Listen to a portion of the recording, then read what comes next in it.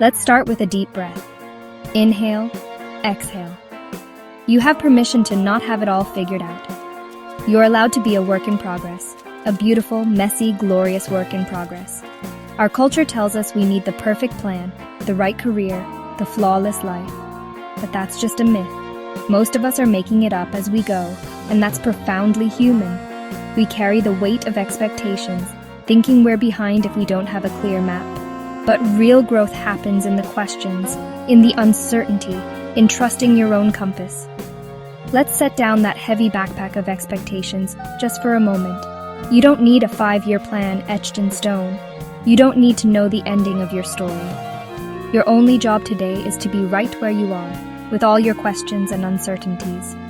This is the starting point of every great adventure. Be gentle with yourself. Offer yourself the same grace you'd give a friend. You are allowed to be unfinished every single day. When comparison or fear creeps in, remind yourself, I am allowed to be a work in progress. This is a radical act of self-compassion. It's the foundation for a meaningful life. Not because you have it all figured out, but because you're brave enough to live in the middle of figuring it out. The real magic is in the process, and that's exactly where you are. We're obsessed with outcomes, celebrating the summit, not the climb. We chase finish lines, believing happiness and worth are waiting at the end. But here's the truth. There is no finish line. Life isn't a race with a trophy at the end. It's a journey, a series of moments. The real value is in the journey itself, the struggle, the learning, the getting back up. When we focus only on the destination, we miss the growth, the connection, the living. The stories that move us are about people who wrestle with doubt and keep going. The journey shapes us, teaching resilience and compassion. The destination is just a byproduct of that process. So, let's celebrate effort, not just achievement. Redefine success as the willingness to stay engaged day after day. When we let go of the myth of the finish line, we open ourselves to the richness of the present. The journey isn't just the way to the prize, the journey the prize. We all find ourselves in the messy middle, a space between who we were and who we're becoming. It's uncomfortable, uncertain, and often feels like wading through mud. Maybe you've left something behind, but the path forward is foggy. This is where real transformation happens. Growth isn't linear or clean, it's chaotic and deeply personal. The messy middle is where resilience is forged and where we learn to trust ourselves. In this discomfort, we discover our true strength and deepest values. The ambiguity forces us to define ourselves from the inside out. If you're in the messy middle, you're not failing, you're in a powerful stage of becoming. This is the chrysalis, where immense change happens within. Seeds of your future self are being sown here. Resisting the process only prolongs the struggle. The bravest thing you can do is lean into the mess, embrace uncertainty, and trust the process.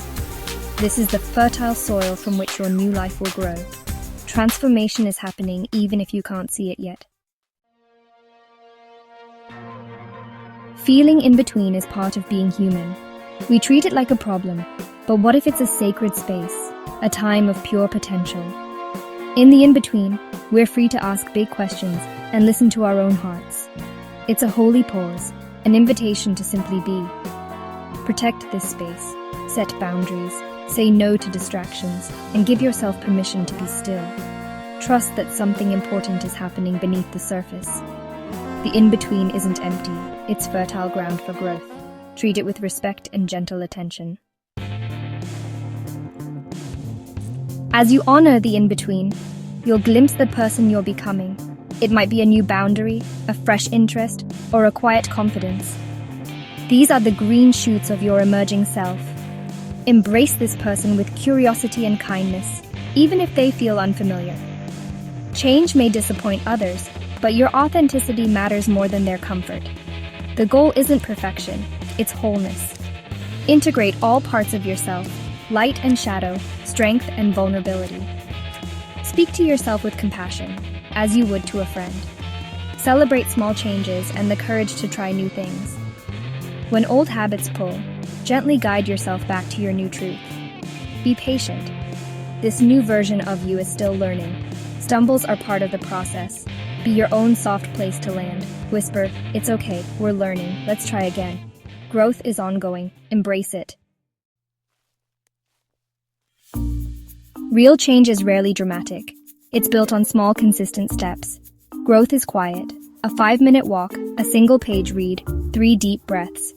These tiny actions are the building blocks of a new life. Small steps test and strengthen our commitment to ourselves. It's easy to declare change, harder to show up on ordinary days. Each small step is a vote for the person you want to become. When big change feels overwhelming, one small thing is always possible. This keeps us moving without triggering overwhelm. Over time, small steps create momentum and transformation. Let go of all or nothing thinking. What's one small thing you can do today? Don't underestimate the power of humble actions. They are the steady drumbeat of your journey. Small steps will carry you further than you imagine. Our culture worships perfection, but it's the enemy of growth. Perfectionism keeps us from taking risks and being vulnerable. The antidote? Celebrate progress. Progress is messy, imperfect, and beautifully human. Honor the effort, courage, and resilience it takes to move forward. Shift your focus from outcome to process. At the end of the day, list what you did, not what you missed. Celebrate small wins, grace in a tough conversation, choosing rest, showing up despite fear. Stumbles aren't failures, they're data points for learning. When you celebrate progress, you create space to try, fail, and try again. This is the path to wholehearted living. Celebrate every imperfect, courageous step. After all this talk of becoming, remember this: you are already whole. You are not a problem to be fixed or an incomplete project. Your worth isn't tied to a future version of yourself. You are worthy of love and belonging right now. We can be both a work in progress and already whole. Growth isn't about fixing what's broken. It's about uncovering the wholeness within. The world profits from your self-doubt, but your bravest act is to stand in your own worth. Look in the mirror and say, "You are enough. You are whole." This is not arrogance. It's revolutionary self-love. As you walk your path, hold this truth close. You are already magic. The journey of becoming is about discovering your own miracle. You are not becoming worthy. You are becoming aware of your worthiness. You are and have always been completely and utterly whole.